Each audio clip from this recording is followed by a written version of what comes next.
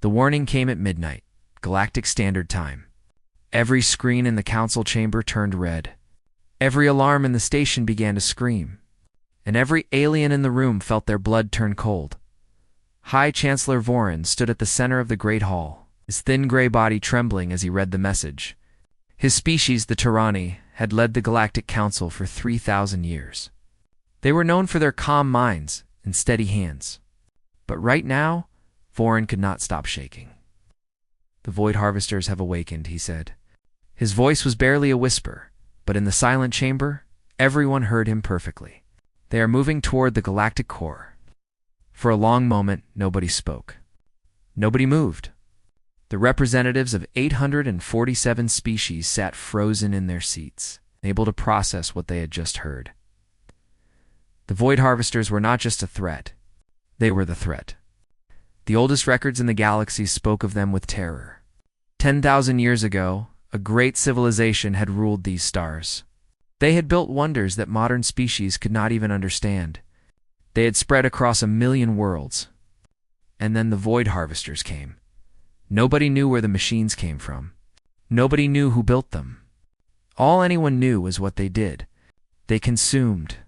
They ate stars. They devoured planets. They turned entire solar systems into fuel for their endless hunger. And they never stopped. They never showed mercy. They never negotiated. The old civilization tried to fight. They failed. They tried to run. The harvesters followed. In the end, nothing remained of them except ruins and warnings carved into dead worlds. The machines had gone dormant after that, sleeping at the edge of known space. Most species had hoped they would sleep forever. That hope had just died, Ambassador. Ilan Vasquez sat in the human section of the chamber, watching the chaos unfold around her. She was a tall woman with dark hair and calm eyes. She had served Earth's diplomatic corps for 20 years. But she had never seen anything like this. All around her, aliens were panicking. The Valkyrie, delicate bird-like creatures with beautiful feathers, were crying out in their musical language. The Drethoni, massive beings made of living stone, had gone completely still, which was their way of showing extreme fear. The Qurayshi, small furry mammals who usually talk too much, had fallen completely silent. Humanity had only been part of galactic society for 30 years. They were still newcomers. Most aliens still looked at them with suspicion and fear. They called humans Deathworlders because Earth was such a dangerous place. High gravity, extreme temperatures, deadly predators, toxic plants, violent weather. By galactic standards, Earth was a nightmare world, and any species that could survive there must be terrifying. The aliens were not entirely wrong about that. But they had never seen what humans could really do. High Chancellor Vorin raised his thin arms, trying to restore order. "Please, everyone, we must remain calm. We must think clearly about our response." "What response?" shouted the Qurayshi ambassador, finally finding his voice. "There's no response. The harvesters destroyed civilizations that were far more advanced than us. What can we possibly do?" "We evacuate," said the Drethoni representative, his voice like grinding rocks. "We take as many as we can, and we run. We go to the outer rim. Perhaps they will not follow us there." Vorin nodded slowly. "That is the only logical choice. We cannot fight the harvesters. No one can. We must save who we can and hope for the best." Vasquez listened to this and felt something cold settle in her stomach. She pulled up her datapad and ran some quick calculations. The galactic core contained over 200 billion sentient beings. The available transport ships could move perhaps 1 billion in the time they had. That meant leaving behind 199 billion people to die. She stood up. In the chaos of the chamber, nobody noticed at first. She had to clear her throat loudly before the aliens near her turned to look. "Excuse me," she said. Her voice was calm and clear. "I have a question." High Chancellor Vorin looked at her with tired eyes. "Yes, Ambassador Vasquez?" "What is it? Has anyone actually tried to fight them?" The chamber went silent. Every alien I turned toward the human woman. She could see the confusion on their faces. Some of them looked at her like she had lost her mind. "Fight them?" repeated the Kirishi ambassador. Were you not listening? The harvesters destroyed an entire civilization. I heard you, Vasquez said, but that was 10,000 years ago. The records from that time are incomplete. We do not actually know what weapons they used against the harvesters, or what tactics they tried. We do not know if they found any weaknesses. All we know is that they lost. That does not mean we will lose too. The Valkyrie ambassador made a sound that her translator rendered as nervous laughter. Ambassador Vasquez, with great respect, you do not understand. Your species is still young. You have not yet learned that some battles cannot be won. Sometimes, the wise choice is to accept defeat and preserve what you can. Vasquez looked at the alien for a long moment. She thought about human history. She thought about all the times her people had faced impossible odds. She thought about all the times someone had said that victory was impossible, and humans had refused to listen. I understand your position, she said finally, but I must respectfully disagree. Where I come from, we have a saying. The only battle you are certain to lose is the one you do not fight. She turned to face the entire chamber. I am going to contact my government. I am going to tell them what is happening. And I am going to ask them to help. I cannot promise anything. The decision is not mine to make. But I think I know what they will say. The Drothany representative leaned forward. And what will they say, Ambassador? Vasquez smiled. It was not a warm smile. It was the kind of smile that made several aliens nearby step back without knowing why. They will say yes, she said. Because that is what humans do. We fight, especially when others cannot fight for themselves. She walked out of the chamber before anyone could respond. Behind her, she could hear the aliens whispering to each other. She knew they thought she was crazy. She knew they thought humanity was too young and too weak to make any difference. She did not care what they thought. She reached the human diplomatic quarters and immediately opened a secure channel to Earth. The face of Secretary General Antonio Reyes appeared on her screen. He was an older man with gray hair and kind eyes, but those eyes could turn hard when necessary. Ambassador Vasquez, he said. I have already received the reports. The situation is as bad as we feared. It is worse, she said. The Council is planning to abandon 200 billion people. They are not even going to try to fight. Reyes was quiet for a moment. When he spoke again, his voice was heavy. What do you recommend? Send the fleet, Vasquez said. All of it. Send everything we have. And tell them to bring the Marines. Reyes studied her face through the screen. You understand what you are asking? If we commit our forces and we fail, Earth will be defenseless. I understand, Vasquez said. But sir, if we do not commit our forces, billions of innocent people will die. People who are counting on us, even if they do not know it yet. We have spent 30 years trying to prove that humanity deserves a place in this galaxy.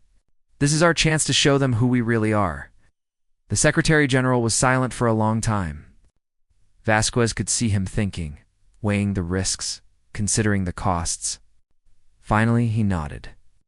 I will give the order, he said. May God help us all. The channel closed. Vasquez sat alone in the quiet room, her heart pounding. She had just set something in motion that could not be stopped. In a few days, the largest human fleet ever assembled would arrive at Council space. And then the galaxy would learn what Deathworlders could really do. She only hoped it would be enough. When Deathworlders saved the galaxy, aliens stood in shock. Part 2, 12 days after Ambassador Vasquez sent her message to Earth. The sky above Council Station filled with ships, not dozens, not hundreds, thousands. The aliens had seen human vessels before. Merchant ships carrying trade goods. Diplomatic shuttles painted in friendly colors. Exploration craft with scientific equipment. Those ships had been small and peaceful. They had made the humans seem harmless. These ships were different. The human warships were massive and dark. They bristled with weapons that the aliens could not identify. They moved in perfect formation, like predators hunting together. And they kept coming. Wave after wave after wave. Dropping out of faster than light travel till the scanner screens could barely keep up with the count. 3,217 warships, the complete military strength of the United Earth Navy, every vessel humanity had ever built for war, gathered in one place. For the first time in history, High Chancellor Vorin stood on the observation deck of Council Station, watching the fleet arrive. His thin hands were pressed against the window, and his gray face had gone even paler than usual. "We never knew," he whispered. "We never had any idea."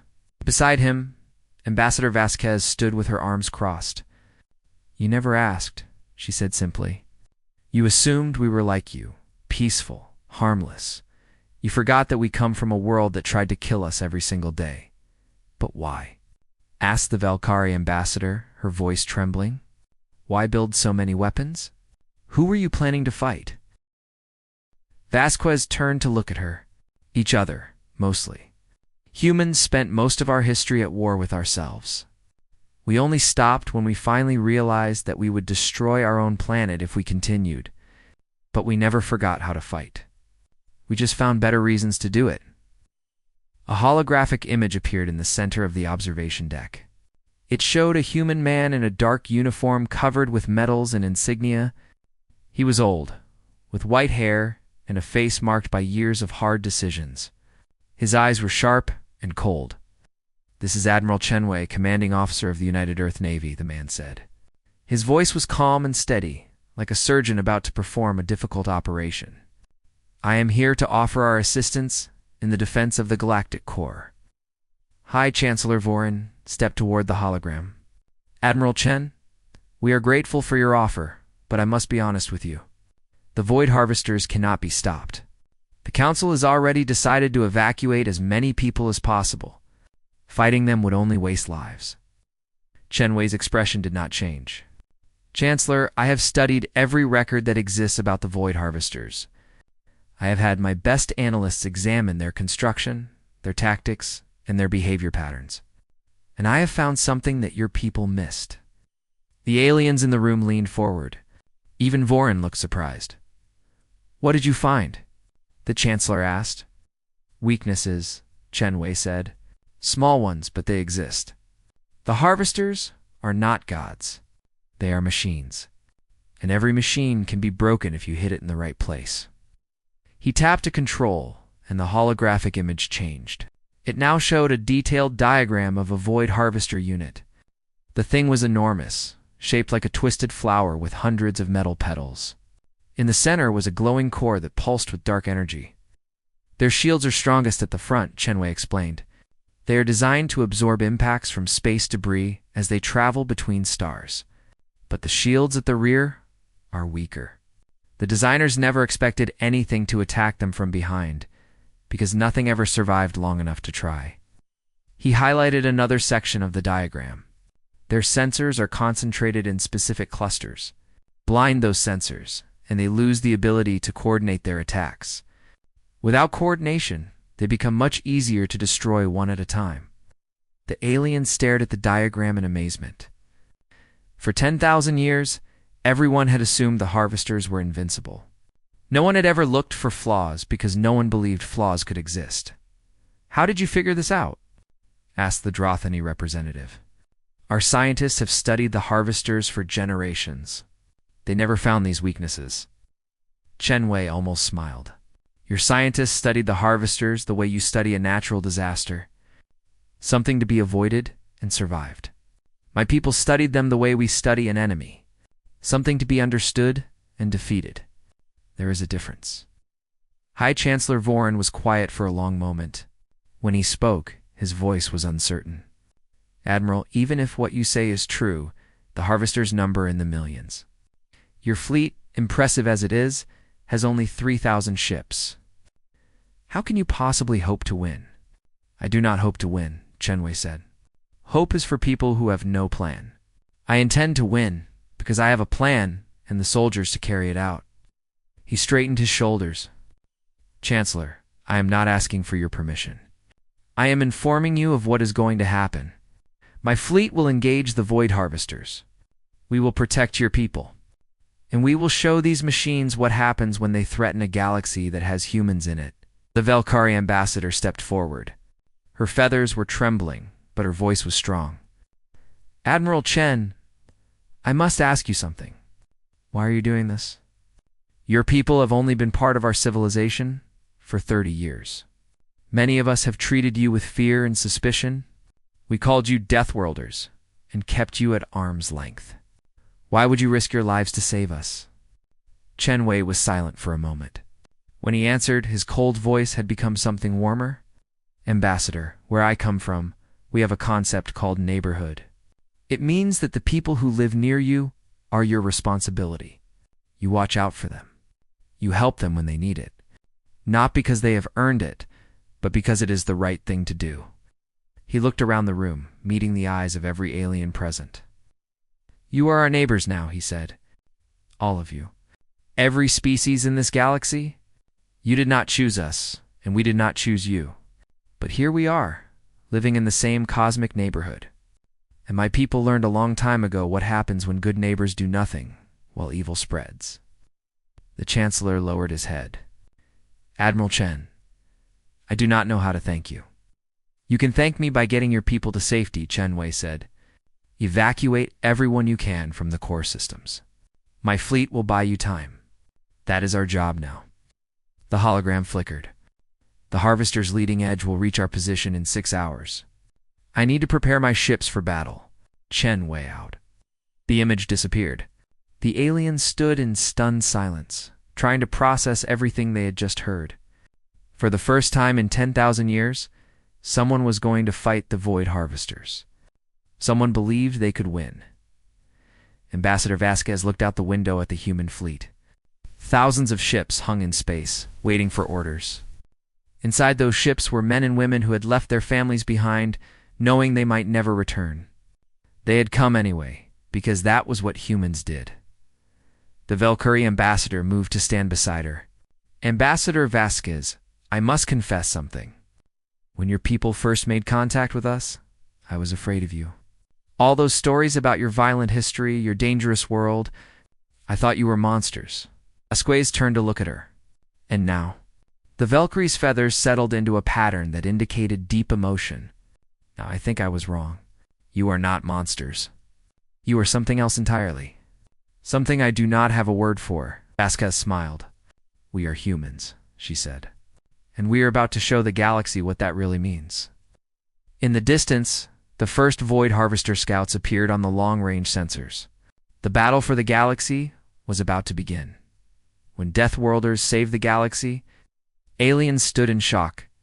Part 3, the first Void Harvester unit died at exactly 1400 hours, Galactic Standard Time. For 10,000 years, no one had managed to destroy a single one of these machines. The human destroyer Relentless broke that record in less than 30 seconds. Lieutenant Commander Priya Singh watched from the bridge of her own ship. The Bangalore, as the Relentless swooped behind the Harvester scout and poured fire into its weak rear shields. The alien machine tried to turn, tried to bring its stronger front shields around, but it was too slow. The Relentless did not stop firing until the Harvester exploded into a cloud of burning metal. "First kill of the war," Singh said quietly, "but not the last." All around her, the battle was unfolding on a scale that defied imagination. The human fleet had positioned itself between the Void Harvester swarm and Carey Station, a massive trading hub that held 40 million civilians who could not evacuate in time. Admiral Chen Wei had made the decision clear. Not one Harvester would reach that station while a single human ship remained. The aliens watching from Council. Station could not believe what they were seeing. Human ships were doing things that should have been impossible. They were performing high-speed turns that should have crushed their crews with gravity. They were flying through enemy fire that should have vaporized them. They were fighting with a precision and aggression that no species in the galaxy had ever shown. But the Harvesters were learning too, and there were millions of them. Singh's tactical display was covered with red dots. Each dot represented a Harvester unit. Each unit was capable of destroying a small moon, and they were all moving toward Kara Station like a swarm of hungry locusts. "Bangalore, this is Fleet Command," crackled the voice of Admiral Chen Wei. "Your squadron is assigned to Sector 7. Civilian transport convoy needs cover while they load refugees. Protect those ships at all costs, Admiral, Singh replied. Moving to Sector 7 now? She turned to her crew. They were young, most of them. The oldest was maybe 30. They had trained for years for this moment, but nothing could truly prepare a person for their first real battle. Singh could see the fear in their eyes. She could also see the determination. Listen up, she said. There are 2 million people on those transports. Children, parents, grandparents, people that have never hurt anyone in their lives. The harvesters want to eat them. We are not going to let that happen. Is that clear? Yes, Commander. Her crew shouted in unison. The Bangalore and her squadron roared toward Sector 7. Below them, Karis Station was a scene of controlled chaos. Thousands of aliens were streaming toward the transport ships, carrying whatever possessions they could hold. Human Marines had set up defensive positions at every entrance, ready to hold the line if Harvester ground units made it through. Singh's squadron arrived. Just as the first wave of harvesters reached the transports, there were 50 enemy units, each one the size of a small building. Against them, Singh had 6 ships. All ships, weapons free, she ordered. Make every shot count. The battle that followed would later be called the Miracle of Karis Station. Singh's squadron danced through the harvester formation. Like ghosts, using their superior speed and maneuverability to stay alive while dealing death to the enemy, they targeted sensor clusters and engine ports, blinding and crippling the machines so that other ships could finish them off. One by one. The transports lifted off, packed with refugees. One by one, Singh's ships took damage. The destroyer Calcutta lost its main engines and had to limp away from the fight. The frigate Mumbai took a direct hit that killed half its crew, but kept fighting anyway. On the station itself, the battle was even more desperate. Harvester ground units had breached the outer sections, and human Marines were fighting room to stop them. Sergeant James Okafor led his squad through smoke-filled corridors, hunting the metal nightmares that had invaded the station. Young Velkari named Kiris watched from behind a barricade as Okafor's squad engaged a harvester drone. The machine was twice the size of a human, with cutting blades for arms and sensors that glowed red in the darkness. It should have terrified him. Instead, he watched in amazement as the humans attacked without hesitation. Okafor took 3 hits from the drone's weapons. Singh could see the wounds from across the corridor, dark blood spreading across his armor. But the human did not fall. He did not retreat. He kept firing until the drone collapsed, then turned to look for the next enemy. Are you hurt? Kiris asked, his voice trembling. Okafor looked down at his wounds like they were minor inconveniences. I will live. Are there more civilians in this section? Yes, in the school. The children could not reach the transports in time. Okafor nodded. Show me. Kiris led the wounded Marine through the station while battle raged around them. They found the school filled with frightened alien children from a dozen different species. Their teachers had barricaded the doors, but everyone knew the barriers would not hold if the harvesters found them. Get them to the emergency shuttle bay, Okafor told the teachers. I will hold this corridor. One of the teachers, an elderly Drathoni, looked at him with confusion. You cannot possibly hold this position alone. You are already badly injured. Okafor smiled. It was a tired smile, but there was no fear in it. Ma'am, I am a United Earth Marine. This is exactly what I was trained to do. He took position at the end of the corridor, his weapon raised, his eyes watching for movement. Behind him, the teachers began evacuating the children. Kiris stayed, unable to leave. He wanted to understand these strange creatures who seemed to have no concept of self-preservation. Why do you do this? Kiris asked. Why risk your life for people you have never met? Okafor did not look away from the corridor. Because someone has to. Because those children deserve a chance to grow up. Because giving up is not in my nature. A harvester drone appeared at the far end of the corridor. Then another. Then 5 more. They had found the school. Okafor raised his weapon and started firing. Go, he told Kiris. Get those children to safety. Tell them that Sergeant James Okafor held the line. Behind him, he could hear the sounds of battle, the thunder of human weapons, the shriek of harvester machines. He did not look back. He led the children to the shuttle bay, where the last transport was waiting. They made it aboard just as the doors closed. As the transport lifted off, Kiris looked out the window. He could see Karis station below, sections of it burning, human ships still fighting desperately around it. He thought about Sergeant Okafor, alone in that corridor, facing impossible odds. He did not know if the Marine had survived. But he knew he would never forget what he had witnessed. A human, badly wounded, choosing to stand and fight so that children he had never met could live. That was not the behavior of a monster. That was something else entirely. Above the station, the Bangalore was dying. Singh's ship had taken too much damage. Her engines were failing, her weapons were almost depleted, and half her crew was dead or injured. But her sensors had detected something critical, something that could change everything. "Fleet Command, this is Bangalore," she transmitted, her voice steady despite the chaos around her. "I am sending you data on harvester shield frequencies. Their adaptive systems have a pattern.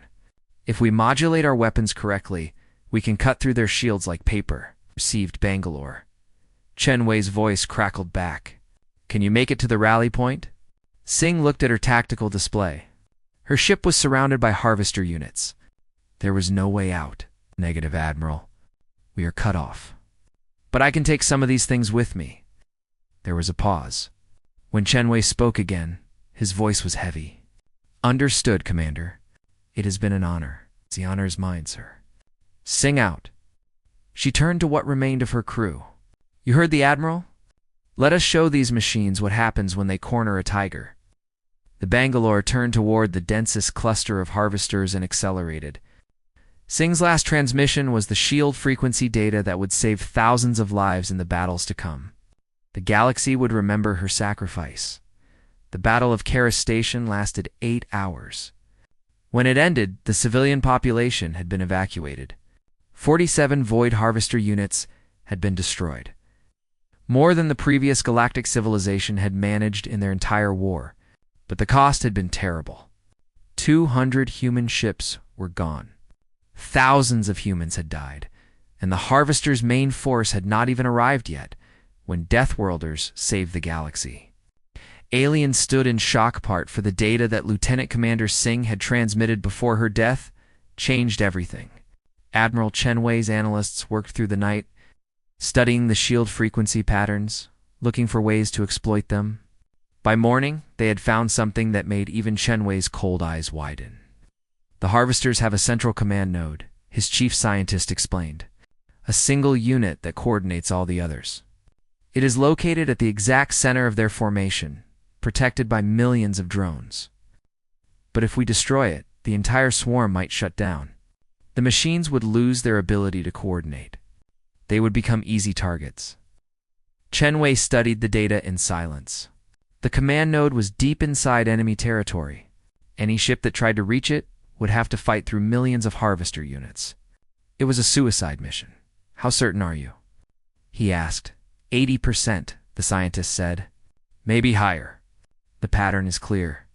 The command node is the brain of the swarm. Kill the brain, and the body dies." Chen Wei nodded slowly. "Then we have to try." He called a meeting of all ship captains in the fleet. Their faces appeared on holographic screens around his command center. Hundreds of men and women who had already fought harder than anyone in the galaxy had ever fought before. Many of them showed wounds and exhaustion. None of them showed any sign of wanting to quit. "I will be honest with you," Chen Wei said. "I need volunteers for a mission that will probably kill everyone who goes. The target is the Harvester command node. If we destroy it, we might end this war in a single stroke. But the path to reach it goes through the heart of the enemy's swarm." He paused, letting the weight of his words settle.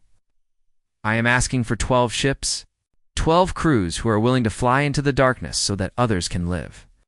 I will not order anyone to do this. It must be a choice." For a moment, there was silence. Then, one by one, every single captain in the fleet stepped forward. Not 12. Not 50. Every last one of them volunteered.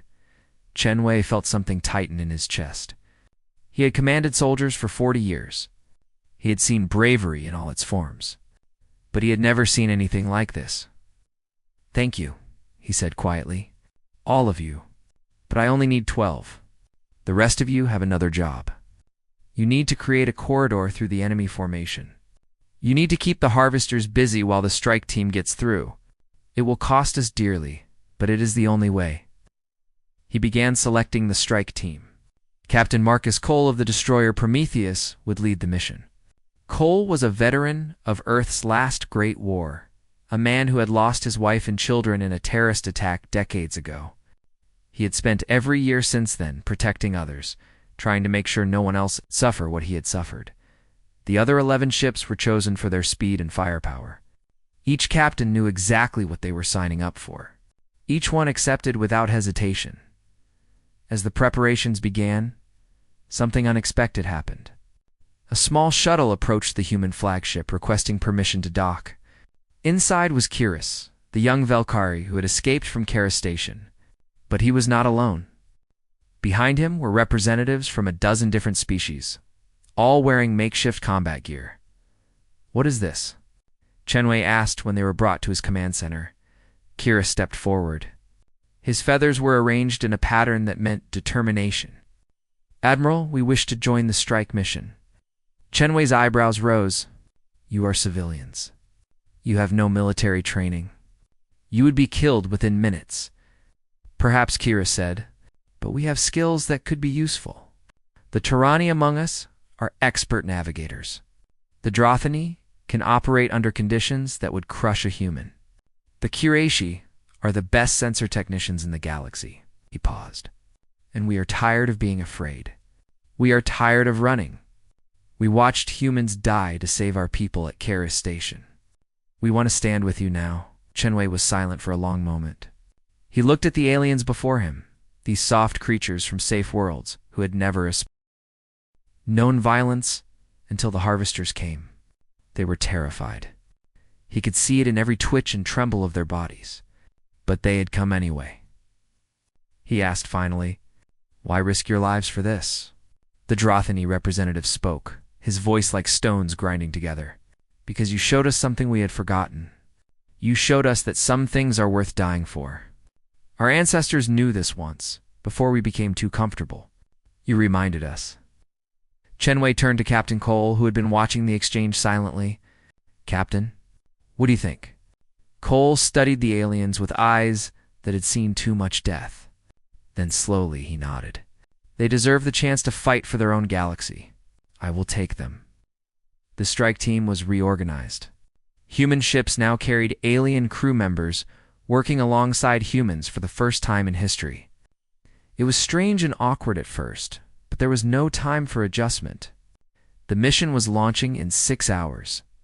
Kiris found himself assigned to the Prometheus Captain Cole's ship. He worked alongside a human sensor operator named Maria Santos, learning the human systems with desperate speed. Santos was patient with him, explaining everything twice, never showing frustration. "Why are you being so kind to me?" Kiris asked during a brief break. "Your people have every reason to hate us. We treated you like dangerous animals for 30 years. Santos smiled. "Kid, we have every reason to hate each other back on Earth, different countries, different religions, different colors of skin. We spent thousands of years killing each other over those differences. Then we grew up. We learned that the things we have in common matter more than the things that divide us." She put a hand on his shoulder. "You are not our enemy. The harvesters are our enemy. Everything else is just details." The fleet began moving into position.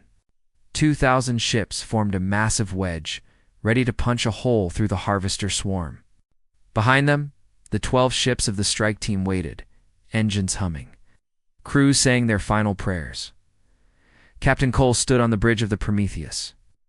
Watching the enemy formation on his display, millions of red dots, stretching across space like a cancer. Somewhere in the middle of that swarm was the command node. Somewhere in there was the key to saving the galaxy. He opened a channel to his crew. "This is the captain. You all know what we are about to do. You all know the odds. I will not lie to you and say we are coming back. because we probably are not. But I want you to know something." He paused, gathering his words. "I lost my family a long time ago. For years, I thought I had nothing left to live for. Then I realized that was wrong. I have all of you. I have this ship. I have the chance to make sure other families do not suffer what mine did. That is worth dying for." He looked around the bridge at his crew, human and alien alike. "Today we fly into the heart of darkness. Today we show the galaxy that the light never goes out as long as someone is willing to carry it. Today, we earn our place in history." Turn to the helm. "Take us in." The Prometheus surged forward, leading the strike team into the corridor that the main fleet was fighting to create. All around them, human ships were dying to keep that corridor open, sacrificing themselves so that 12 small vessels could slip through.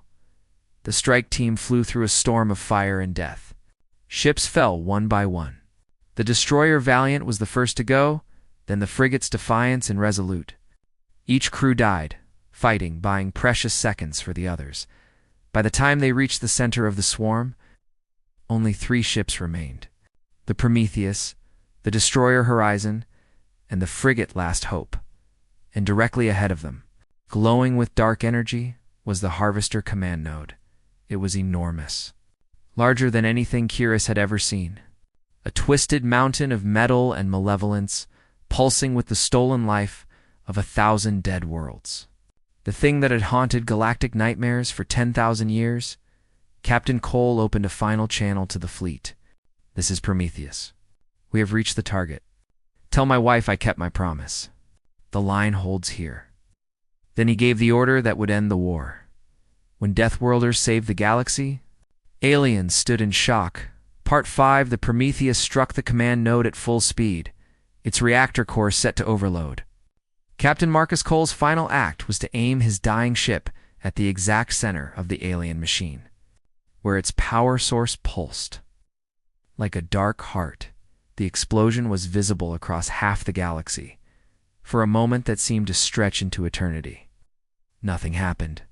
The Harvester swarm continued to move, continued to fight.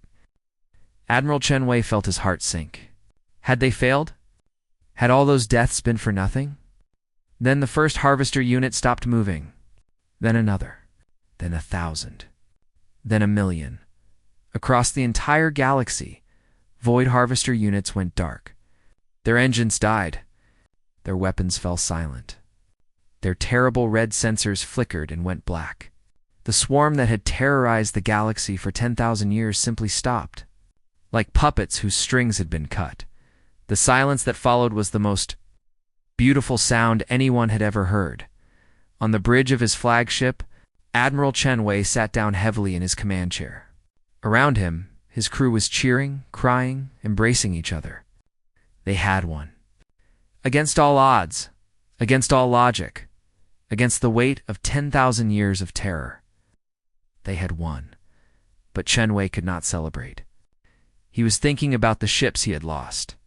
The Prometheus, the Valiant, the Defiance, the Bangalore. 218 vessels destroyed?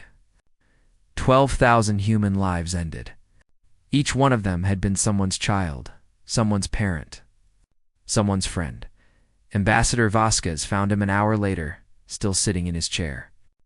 Staring at the list of the dead on his display, "Admiral," she said softly, "the council is asking to speak with you." Chenwei did not look up. "Tell them I will speak with them tomorrow.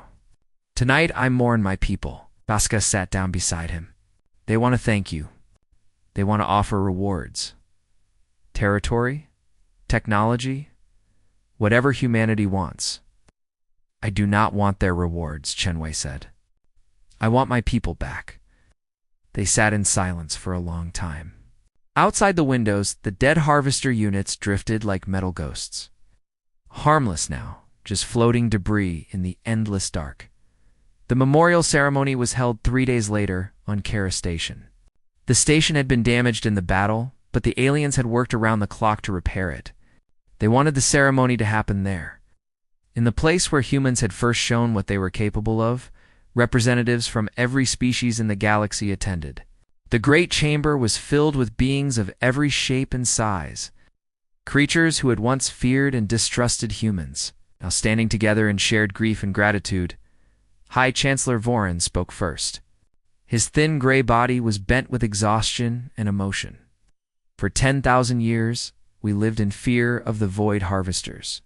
We built our civilizations in the shadows, always watching the darkness, always waiting for the day when the machines would wake and destroy us. We had accepted that day would come. We had accepted that there was nothing we could do.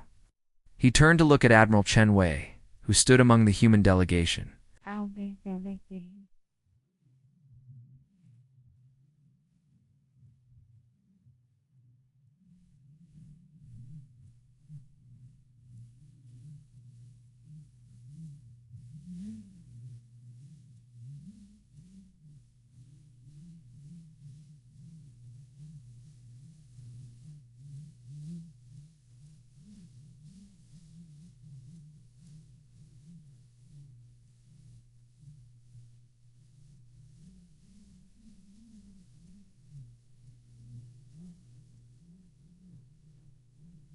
Well, so showed lovely in light.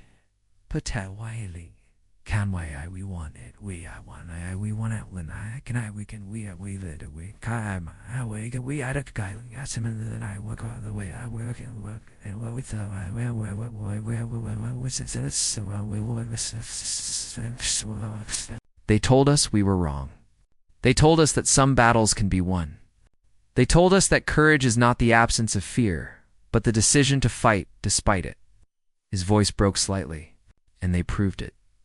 With their blood and their lives, they proved it. Kiris was the next to speak. The young Valkyrie had been asked to represent the alien survivors of the battle, those who had witnessed human heroism firsthand. He had spent days trying to find the right words. Nothing seemed adequate. I watched a human Marine take 3 wounds that should have killed him, Kira said. He did not fall. He did not run. He stood in a corridor and fought until every child in that school was safe. I asked him why he was doing it. He said it was because someone had to. Kiris looked at the human section of the crowd. That is what I learned about humans in this war. They do not fight because they enjoy violence. They do not fight because they want glory or rewards. They fight because they cannot stand by and watch others suffer. They fight because their hearts will not let them do anything else. He paused, gathering himself. When I was young, I was taught to fear Deathworlders. I was taught that humans were dangerous animals from a terrible planet. I was wrong. Humans are not dangerous because they come from a hard world. Humans are dangerous because they care. They care so much that they will walk into certain death if it means protecting someone they have never met. After the speeches, Admiral Chen Wei approached High Chancellor Vorin in private. The old alien looked at him with eyes full of gratitude and sorrow. Admiral, the Council wishes to offer humanity a permanent seat of leadership. You have earned the right to guide our civilization. Whatever you want, it is yours. Chen Wei shook his head slowly. Chancellor, we did not do this for power or position. We did not do this for rewards. We did it because it was right. Then what do you want? Vorin asked. There must be something. Chen Wei was quiet for a moment. He thought about Captain Cole, who had flown his ship into the heart of darkness so others could live. He thought about Lieutenant Commander Singh, who had transmitted vital data with her dying breath. He thought about Sergeant Okafor, standing alone in a corridor against impossible odds. We want what we have always wanted, he said finally. We want to be your friends. We want to build something together.